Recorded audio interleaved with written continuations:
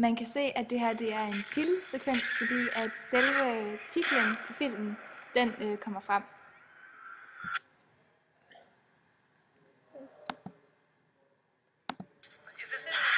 Man kan høre, at der ikke er diegetisk lyd, da der er en fortæller i baggrunden, der fortæller nogle ting, imens man ser nogle klip, som ikke rigtig passer til.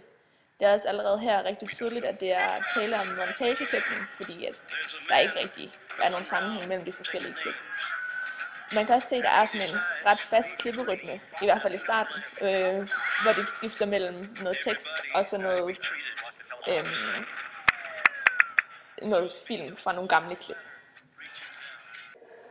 Underlægningsmusikken den er kontrapunktisk, fordi at teksten den passer ikke til handlingen. Vi har den her glade musik med en utrolig skræmmende tekst alligevel, hvor vi kan se og følge med i underteksten nede for neden, og som gør det endnu mere skræmmende. Den her sekvens. Og musikken passer heller ikke så godt til klippene, som også er meget skræmmende.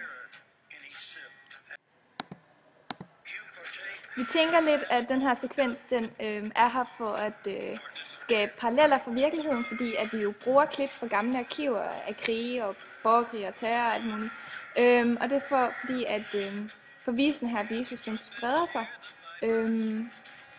Og vi kan se, at måske at det er en videnskabelig virus fra virkeligheden, fordi der kommer klip med celler og blod og alle mulige ting fra noget sygehus.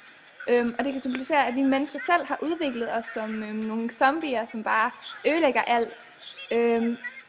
Først så er man ramt, og så bliver andre ramt, og så til sidst er der rigtig store mængder af mennesker, som er ramt. Og det kan også man kan perspektivere til det med, at mennesker de følger med strømmen altid. Ja.